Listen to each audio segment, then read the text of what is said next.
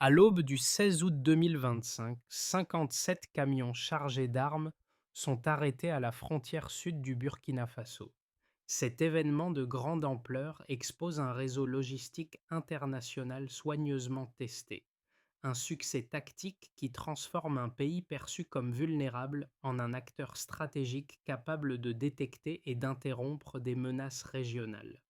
Mais ce qu'on a vu ce jour-là n'est peut-être que la partie visible de l'iceberg. Que révèle cette interception sur la guerre invisible qui entoure Ibrahim Traoré et quelle vulnérabilité expose-t-elle réellement la sécurité au Sahel? L'interception des camions chargés d'armes, à première vue un simple incident, soulève des enjeux bien plus profonds pour la sécurité du Burkina Faso et de la région. Cette opération a non seulement démontré la capacité du pays à détecter et à bloquer un réseau logistique sophistiqué, mais elle a également mis en lumière les fragilités internes et les défis à venir. Le risque de sous-estimer l'ampleur de cette menace est réel. Une réaction trop légère pourrait permettre à d'autres réseaux de prospérer, tandis qu'une surestimation pourrait conduire à des tensions diplomatiques inutiles. Mais comment éviter ces pièges et transformer cet incident en une véritable opportunité stratégique? Ibrahim Traoré, avec sa posture méthodique, semble déjà avoir une réponse, en mettant l'accent sur la preuve et la vérification des faits avant de se lancer dans des déclarations politiques. Ce n'est pas seulement la gestion d'une crise immédiate, mais une réflexion plus large sur la sécurité du Sahel. Ce n'est pas un fait divers isolé, mais un tournant stratégique. Les 57 camions, en apparence ordinaires, cachent un réseau international complexe, prêt à déstabiliser la région. Cette saisie a révélé une chaîne logistique bien huilée, capable de contourner les systèmes de surveillance. Mais ce qu'il faut comprendre, c'est que cet événement ne marque pas la fin d'un trafic, mais le début d'une série de révélations. Les, les chiffres en disent long. Le nombre de camions, la diversité des sources des armes et les routes utilisées montrent que ce n'est pas un simple trafic opportuniste. C'est un système qui a été conçu pour s'adapter rapidement à l'évolution des menaces, un réseau qui peut se reconfigurer après chaque coup porté. Le timing, la préparation, tout cela montre une opération bien pensée, non improvisée. Les conséquences vont bien au-delà de l'aspect sécuritaire. Ibrahim Traoré, au cœur de cette opération, a montré qu'il ne s'agissait pas d'une simple interception mais d'un signal pour toute la région. Ce qu'il a révélé, c'est une stratégie de pouvoir, un réseau transnational qui dépasse les frontières du Burkina Faso.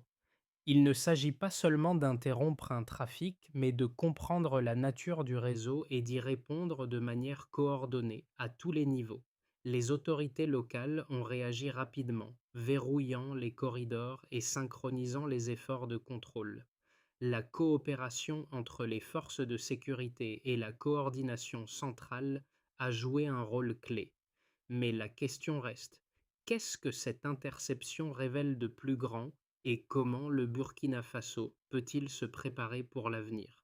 Au cœur de cette opération se trouve un personnage clé, le capitaine Moussa Kaboré. Son geste, simple mais décisif, de stopper les camions sans certitude absolue, a ouvert la voie à une réponse rapide et ciblée. Ce n'était pas une décision prise à la légère, mais une évaluation pragmatique dans un contexte de tension maximale. Le silence étrange des camions, leur lenteur suspecte ont suffi à éveiller ses soupçons. Dans cette situation, l'incertitude était omniprésente, mais la réaction rapide et l'attention aux signaux faibles ont joué un rôle crucial. Mais cette action individuelle, bien qu'essentielle, ne suffisait pas. Ce qui a fait la différence, c'est l'enchaînement avec une réponse institutionnelle coordonnée.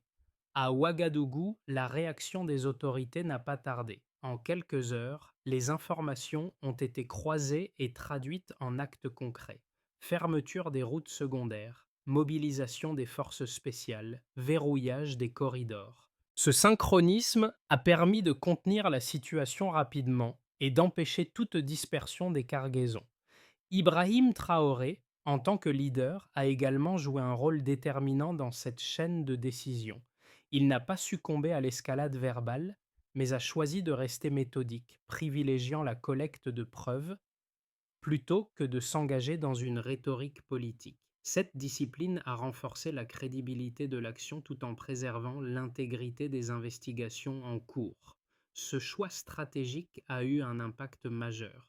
Il a solidifié la confiance des acteurs locaux et a montré au monde entier que le Burkina Faso pouvait détecter, stopper et traiter des menaces complexes de manière cohérente. L'impact immédiat de l'interception des camions le 16 août 2025 a été rapide et déterminant. Ce n'était pas simplement une saisie de marchandises, mais un changement de dynamique sur le terrain. L'opération s'est déclenchée dès 4 heures du matin lorsque des rapports ont commencé à signaler un convoi inhabituellement dense, avançant lentement, comme s'il testait les réactions des autorités. Cette lenteur a intrigué le capitaine Caboret, qui a pris la décision d'arrêter les camions malgré le manque d'informations concrètes à ce moment-là. Il s'agissait d'une évaluation de terrain, d'une intuition en présence de données limitées, mais cela a suffi pour activer la réponse adéquate. À partir de ce moment-là, la machine administrative et militaire s'est mise en marche presque en temps réel.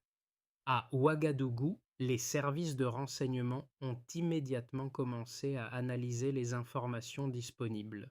La coopération entre les différents corps de sécurité, armée, police, douane et services de renseignement, a été essentielle pour verrouiller les routes secondaires et prévenir toute fuite de matériel ou d'individus. Les camions étaient à l'arrêt, mais l'alerte s'était déjà propagée et le verrouillage des points de sortie a été décisif. Derrière cette réponse coordonnée, le leadership d'Ibrahim Traoré a joué un rôle clé. Plutôt que de s'engager dans des déclarations publiques précipitées, il a choisi de laisser les faits guider les actions et de renforcer la confiance entre les forces locales et centrales. En évitant la surenchère verbale, il a permis de maintenir une discipline narrative qui a consolidé la légitimité de l'intervention. Ce fut un équilibre stratégique entre l'action immédiate et la gestion de la communication, un exercice délicat mais crucial dans un contexte aussi tendu. Une fois le premier niveau de réponse mis en place, les équipes ont commencé à se déployer sur différents fronts. Les entrepôts et autres sites logistiques ont été perquisitionnés simultanément, dévoilant une vaste infrastructure prête à distribuer les armes et le matériel. Ce n'était pas un simple trafic, mais un réseau bien implanté, avec des ramifications qui s'étendaient au-delà des frontières du Burkina Faso. Ce verrouillage rapide a non seulement empêché la dispersion du matériel, mais il a également permis de récupérer des informations précieuses comme les numéros de série des armes et les documents financiers associés. Ces données ont rapidement révélé que l'opération avait des ramifications internationales, avec des fournisseurs venant de plusieurs zones de conflit, dont la Libye et le Yémen. Cela a immédiatement mis en lumière la portée et la complexité du réseau. Ce ne serait pas une victoire ponctuelle, mais le début d'une traque plus vaste visant à démanteler un système qui dépassait les frontières du pays. Cependant, même si la saisie des armes était un succès tactique, l'opération a révélé des vulnérabilités internes qui allaient nécessiter des ajustements à long terme. Les failles dans la surveillance des frontières, la porosité des réseaux logistiques et la capacité du réseau à s'adapter à chaque saisie mettaient en évidence la nécessité d'une réponse plus structurée et coordonnée à l'échelle régionale. Il devenait clair que, si le Burkina Faso ne réagissait pas à cette dynamique, il risquait de faire face à des réseaux toujours plus sophistiqués. L'interception du 16 août n'était donc pas simplement un coup d'arrêt, mais le premier pas vers une réorganisation plus large des priorités des sécuritaires du pays. Les données collectées lors de l'interception du convoi ont apporté des preuves cruciales qui ont permis de mesurer la véritable ampleur de la menace. Premièrement, le nombre de camions, 57 au total, était loin d'être un simple détail logistique. Ce chiffre représentait une capacité à déplacer une quantité significative de matériel en toute discrétion, sans éveiller les soupçons des forces de sécurité.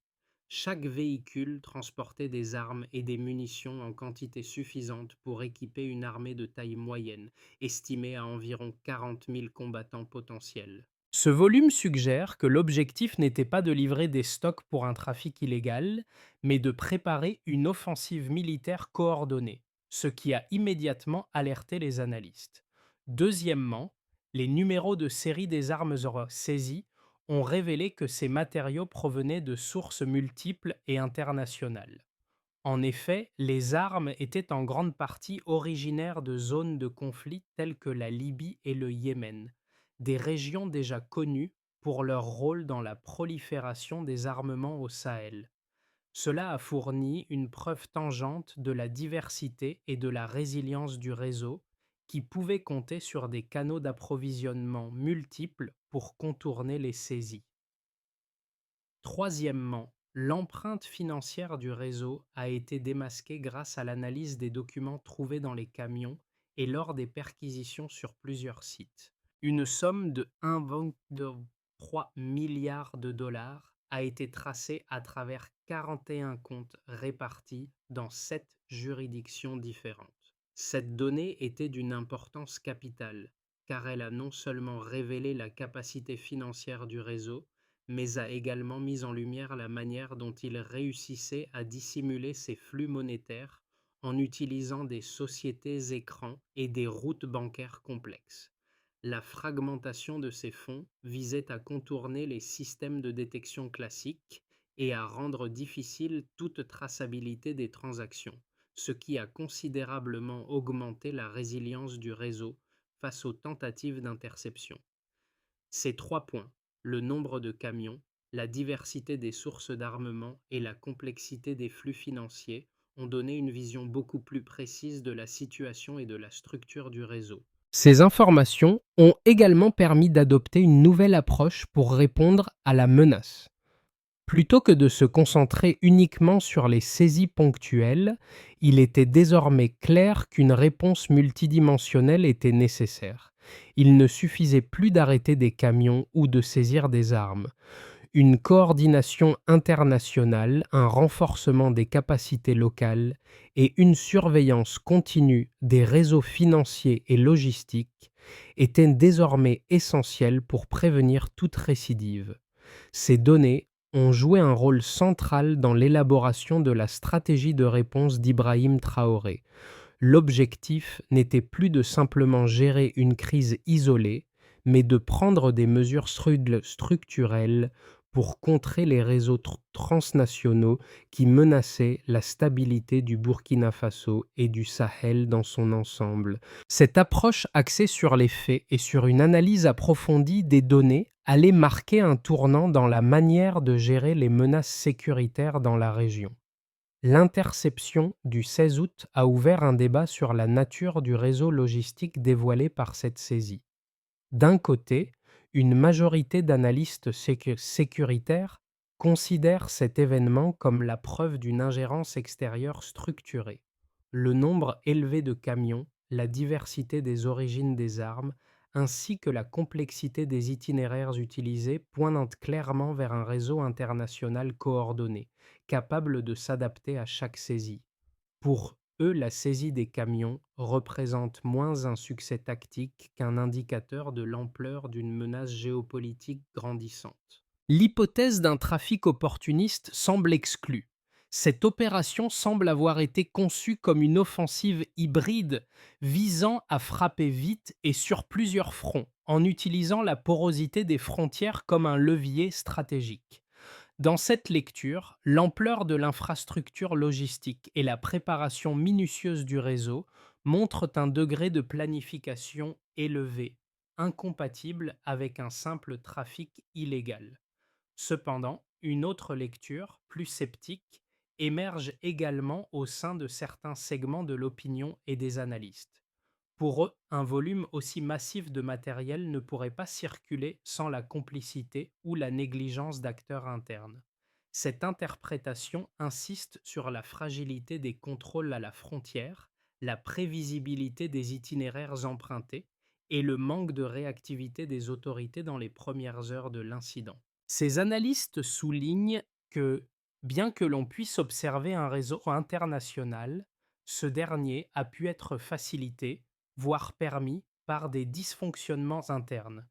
Plutôt que de célébrer l'efficacité de la réaction, ils mettent en garde contre l'illusion que cette interception démontre une prise en main totale de la situation sécuritaire. Selon eux, l'ampleur du réseau est le symptôme d'une faiblesse institutionnelle qui doit être corrigée.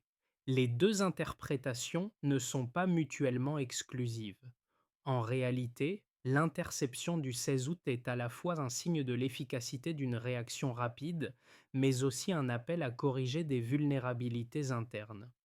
Ibrahim Traoré, en privilégiant une analyse factuelle et en évitant la surenchère, a mis en place une stratégie qui permet de concilier ces deux lectures. L'objectif n'est pas de minimiser la menace extérieure, mais de ne pas ignorer les failles internes qui ont permis à ce réseau de prospérer.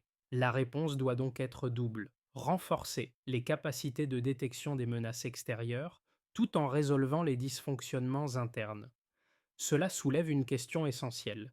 Comment une telle opération, avec autant de signaux évidents, a-t-elle pu passer inaperçue à un moment donné?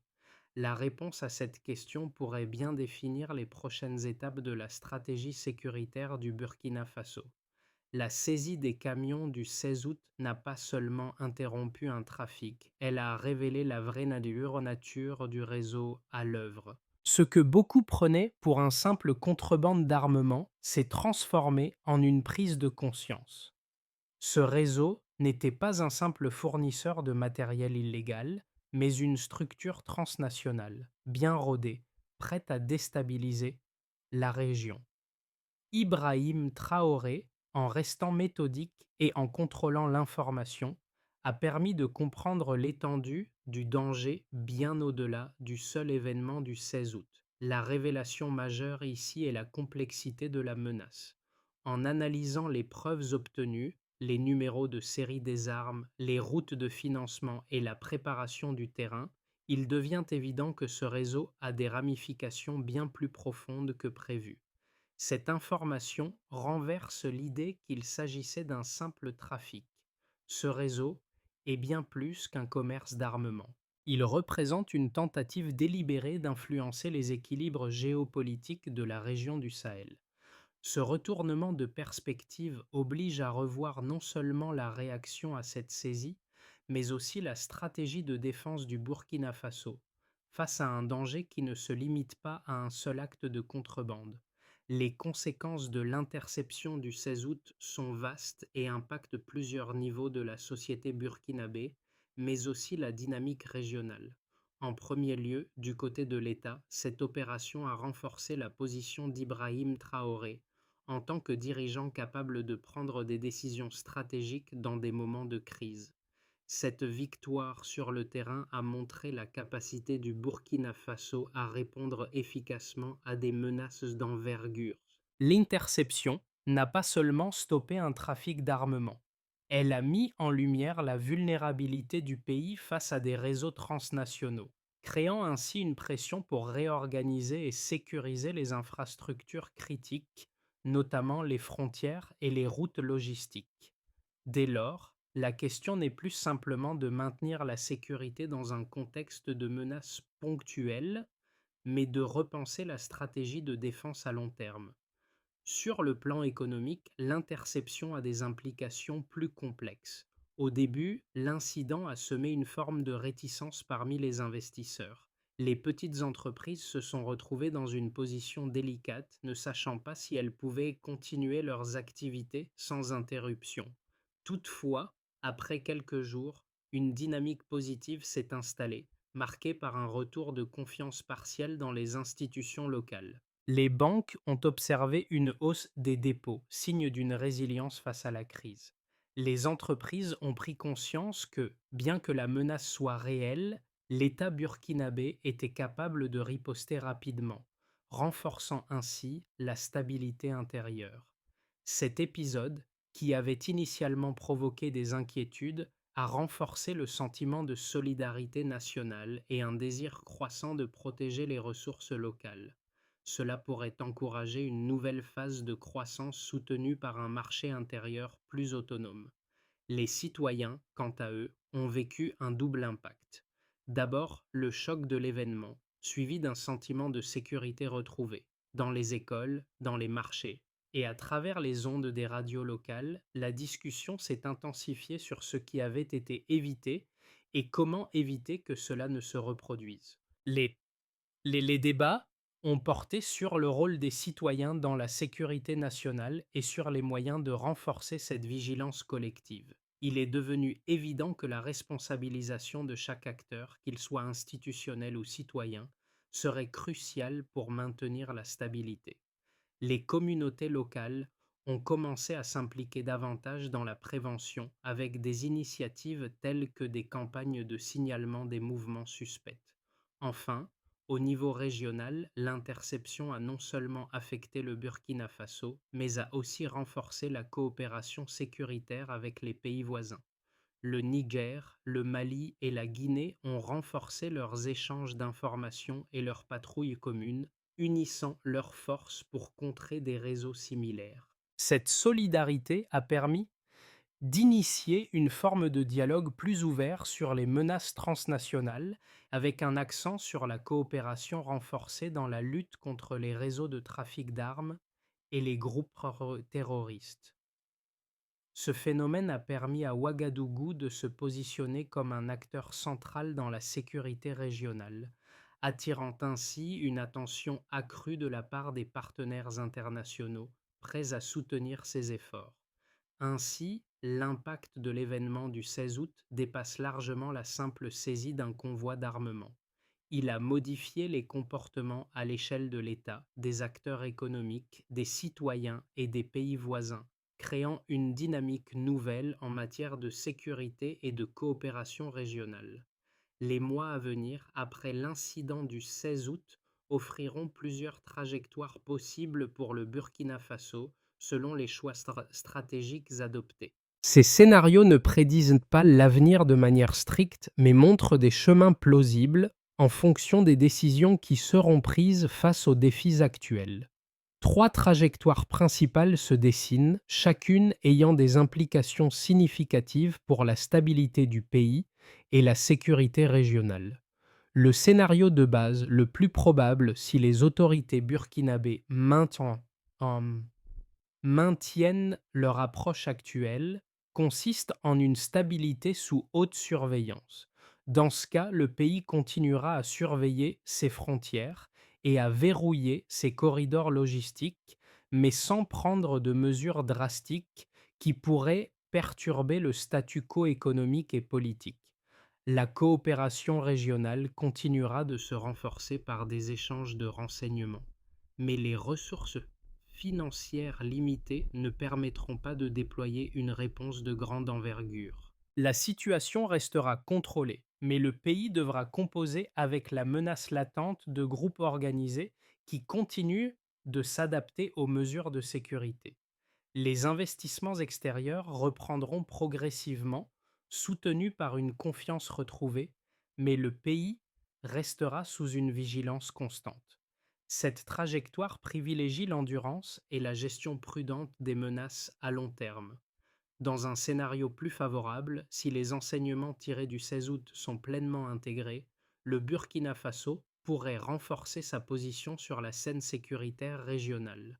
Une collaboration plus structurée avec les autres pays du Sahel pourrait mener à la création d'une force régionale plus cohérente, avec des échanges d'informations en temps réel et des patrouilles communes sur les routes et les frontières. Un système d'alerte rapide pourrait être mis en place pour identifier de manière préventive les menaces, renforçant ainsi la capacité de réponse face à toute tentative d'infiltration.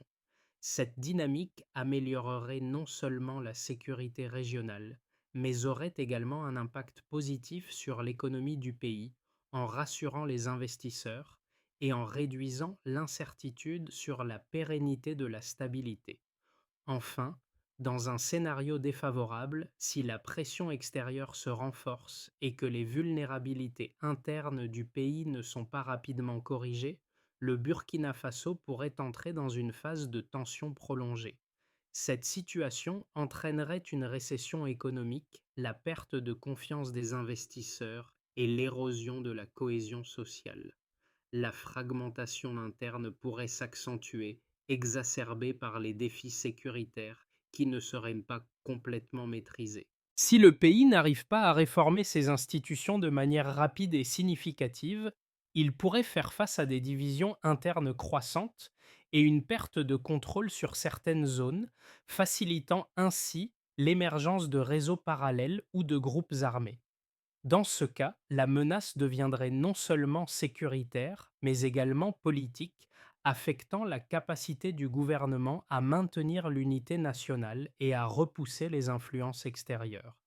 Chacune de ces trajectoires met en évidence une leçon importante. Les choix stratégiques actuels détermineront la stabilité du Burkina Faso à court et moyen terme. La question pour le gouvernement, les forces de sécurité et la population sera de savoir si ces choix se feront dans une logique de réaction ou d'anticipation. L'incident du 16 août 2025 n'a pas seulement secoué les murs des institutions politiques et sécuritaires, mais a aussi profondément touché les citoyens burkinabés. Leur réaction a été immédiate et tangible, à la fois un choc, un soulagement, mais aussi un appel à la vigilance collective. Les débats dans les rues, dans les écoles et même à la radio ont fait émerger une question centrale. Comment un simple geste, celui du capitaine Caboret, a-t-il pu avoir un impact aussi colossal sur la sécurité nationale? Ce n'était pas seulement une affaire de grandes institutions ou de militaires, c'était une affaire de responsabilité partagée, d'engagement civique. La prise de conscience est en marche.